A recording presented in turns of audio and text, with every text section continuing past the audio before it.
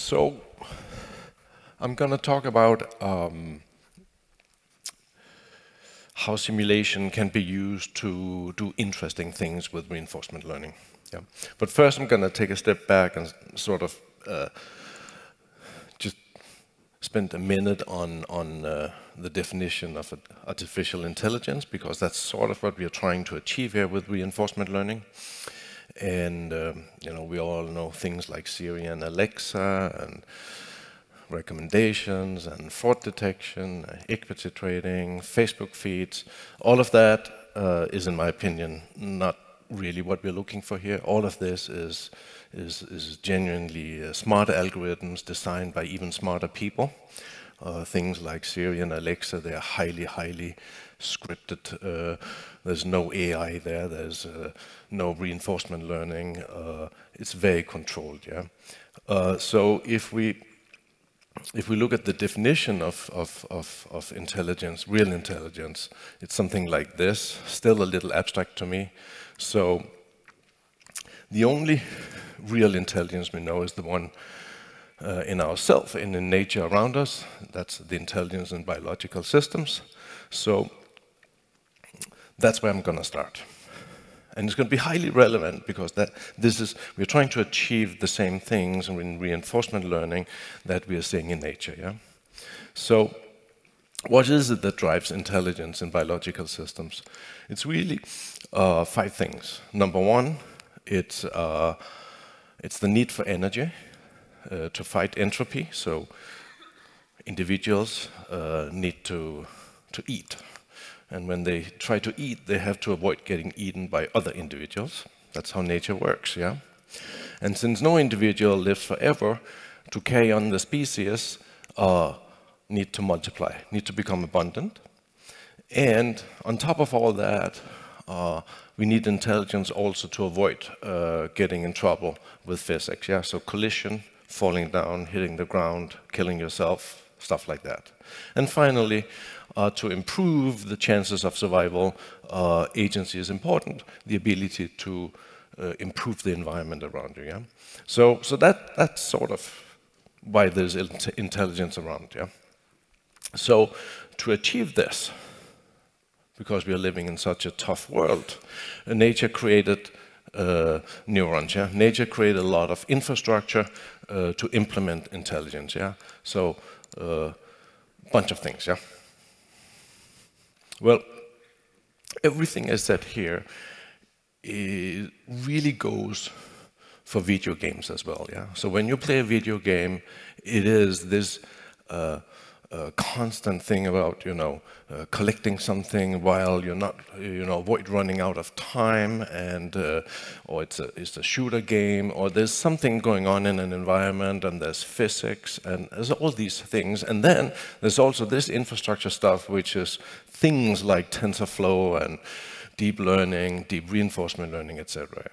So, not surprisingly, we put this together. We take the gaming engine and we take some of these techniques that we have for deep reinforcement learning, put it all together and have a platform that we can experiment with. Yeah? I'm going to briefly show you the video that I showed yesterday with the chicken crossing the road. I just want to mention it because that's sort of the concept of everything I'm going to show in my talk, which is learning from scratch, in an environment. You see in this example, the gift packages is sort of what it needs to get to while avoiding getting killed by cars. So sort of you see these reflections from nature in here. Yeah.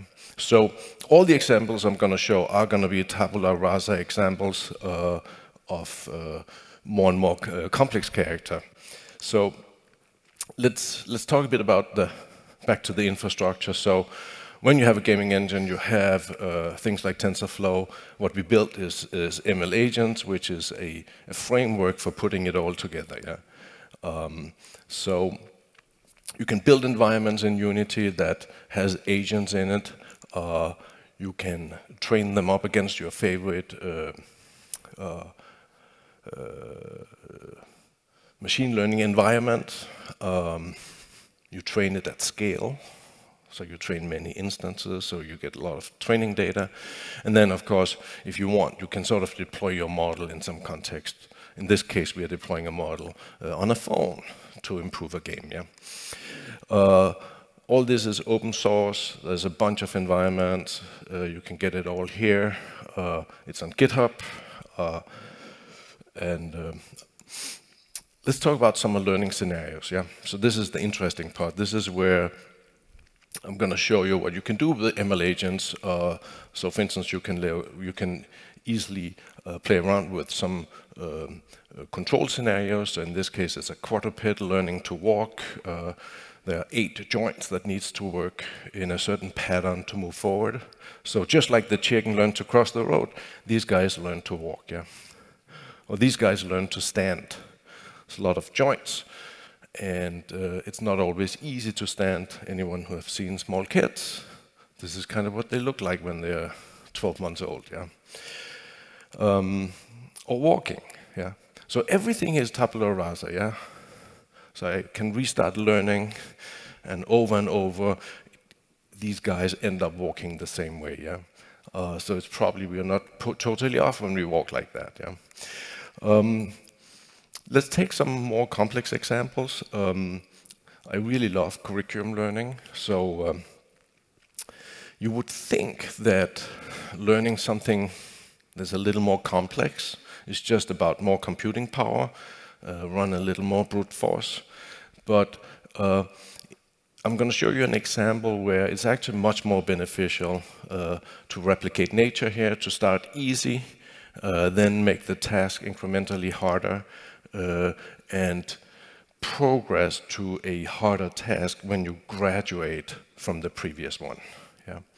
So in this example, the agent needs to jump a wall, but it can use a cube as a stepping stone. Yeah. So instead of the brute force approach is the orange line, that's the learning rate here. It goes pretty slow, and it's going to take a very long time to actually learn to do this. The blue one is curriculum learning. So in this one, we basically start with veil, with no wall, and then we make the wall higher and higher and higher. Yeah. It's a good example of learning from nature. Nature does have curriculum learning for a reason. Yeah. Apparently, it's a really good idea to build some fundamental structures on an easier problem before you make it harder. Yeah. So in this case, the agent learns to use the cube when the wall is high, and if the wall is a little lower, it may not need to use the cube, and they figure that out. Memory and learning is another one. This is an LSTM example. The agent needs to remember the color of the big cube in the middle. If the color of that cube is orange, it needs to use the orange exit to get the reward. If it's red, use the red exit to get the reward. The fun thing here is that we never tell it that it's the color. It actually needs to learn that it's not the shape or the position, it's actually the color that matters. Yeah. A nice little example of the flexibility of these systems. We basically just say yes or no every time it exits, and it quickly learns that it's the color that it needs to remember. And it's an LSTM, so frame by frame, it needs to remember the color, but since it's recursive, a recurrent net, if we make the room longer and longer, it will eventually actually forget the color and not be able to solve the task. Hierarchical learning, combining 2 models. You saw the crawler, the quadruped crawler early on. What we put on top of it is basically another model that direct the crawler to go in a certain direction. Yeah? So it's an example of 2 models that each solve their task. So one gives direction, the other one controls the legs. Yeah? So 2 models, a very simple example of hierarchical learning. Let's do some multi-agent learning. This is simple, 2 agents getting rewarded for playing the ball to each other and not hit the table. That's easy. We did a more complex one with a soccer example of an offensive player playing a defensive player, and the way we define offensive is that you get a reward for scoring, and the defensive player is that you get a penalty if you're being scored upon. Yeah. And how do you train these systems? Well, you take the offensive player up against the defensive player, let them play each other. They're going to be really bad at scoring and really bad at defending early on, but they're going to converge. And when they've converged, clone them and create two teams, and they will play each other. Yeah. There are a couple of interesting things here. I didn't tell them to become goalies, but apparently if you're being penalized for being scored against, you become what looks like a goalie. Yeah? I never told them that they have to stand in front of the goal and watch down the field. Yeah?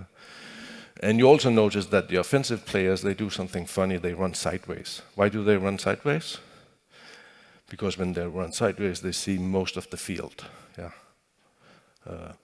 So interesting that we see some of these patterns here. More examples from soccer. In this case here, it's the agents playing soccer are blue, but whenever they hit the ball, there's a penalty. They freeze up for 2 seconds. Yeah, so now they have to be a little more cautious when they play the ball because there's a penalty associated with it. Yeah. I'm going to show you an example of individual rewards versus collective rewards. So in this case here, there's an individual reward given to the agent that scores. But you notice that when they get very close to the goal, none of them really want to score because someone else may grab the ball and get the reward, and you have a 2-second penalty instead. So they stop. They don't really work together here. It's very interesting. So if we instead look at rewarding the whole team, something interesting happens. Yeah? We start out by tilting the field to make it a little more difficult. And you can see a single agent here can't solve the problem. So we put 3 agents in there, and we give them a collective reward. Yeah? So if they score, they all get a reward. Yeah? And this is a very interesting collaborative pattern. It's an emerging pattern because I didn't ask them to play this way. Is it just something they learned? Yeah? Traits in learning.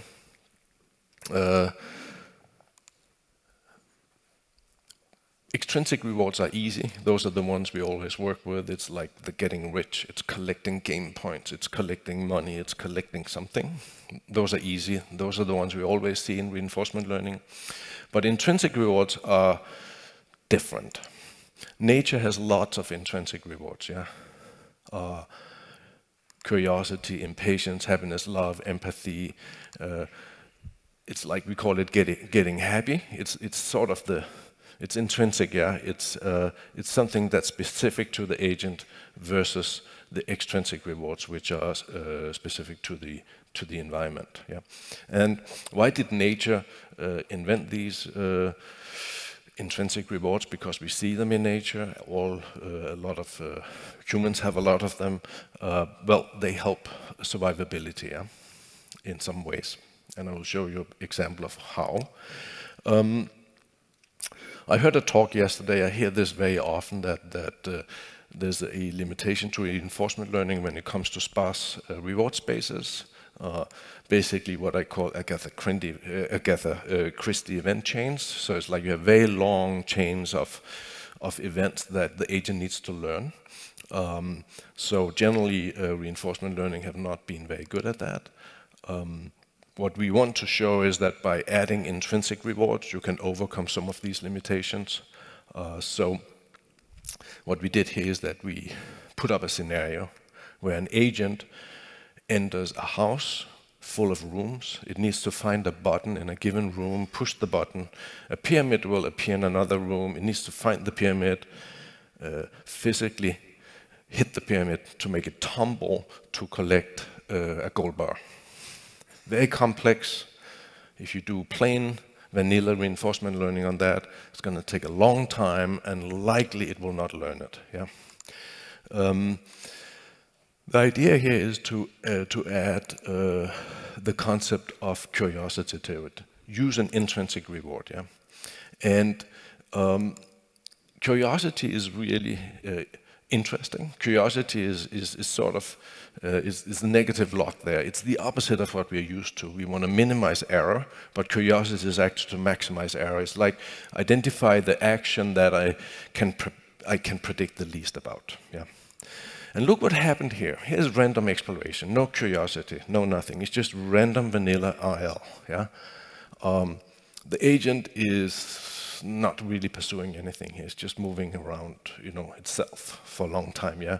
It will not really figure all this out. Yeah. Let's try to turn on curiosity, but only curiosity, so only intrinsic rewards, no extrinsic rewards. Yeah. And the agent becomes very systematic. It goes from room to room. It tries to figure out what it doesn't know yet. Yeah. So in this case, it actually figures out that something happens when it hits when it starts hitting these pyramids. Something seems to be happening. Yeah. So it tries to figure out what's going on. Yeah. Pure intrinsic. If you play the game Breakout, you can actually have reinforcement learning play that game with pure intrinsic rewards. Yeah. Because the system is always curious to get to the next level of the game and see what's there. Yeah. Let's combine curiosity with intrinsic rewards, and the agent becomes very determined. Yeah, it's curious, so it learns stuff, and the extrinsic reward is the finite reward. The final reward, that's the getting rich reward. So it likes to collect these gold bars. Yeah, so it gets very efficient. It goes actually from learning or not learning in 10 to 15 million episodes without curiosity to learn in about 10,000 episodes with curiosity. So don't tell me that reinforcement learning does not work on sparse reward spaces. Except if you put a TV in there. Because that makes the curious agent stop and stay there and watch the TV forever, because there will always be something new on TV. Yeah? You can actually try it. It's called the TV trap. Yeah. I want to show you quickly that you can actually have a character in a game trained this way. Basically, the character is a virtual robot. It's a dog with a lot of joints. So we have physics, we have reinforcement learning, and we have the rewards function, which is return the stick to me. Yeah? We put the dog in training camp, or the puppy in training camp. So we have a lot of them. And they have to learn to walk and run and pick up the stick and all this stuff. And you see, it's really hard, yeah? But actually,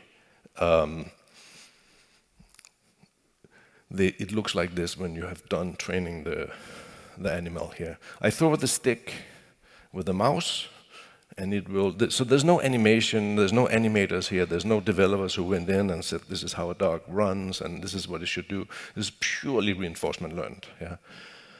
And you can see how I make it fall over. I want to tell you, I did one demo live one day, and I moved the stick left and right with the mouse in the hope that I could get the dog to fall. And you know what happened? Just grabbed the stick, turned around, and dropped it. Because the reward function is so strong that if I don't throw the stick, it actually takes the stick to return it to me. That was a surprise to me. Okay, one more link. Anyone interested, they should take a quick picture. That's it. A minute early, but I hope you enjoyed it. And we are seeing this ML agents is actually coming out in commercial games using reinforcement learning in real, actually best-selling games. And that's very exciting, because this is the first time we see sort of reinforcement learning in a very practical application, training NPCs, that is agents in games, played by basically millions and millions of users. We have a inference engine at Unity that allows you to run these TensorFlow models on 32 different platforms. So you can run it on PlayStation, or Xbox, PC, Mac, Android, iOS, the same TensorFlow model allow you to embed reinforcement learned models into games. And of course, this has also a lot of application outside gaming, probably even more, in particular for research. So thank you very much for today.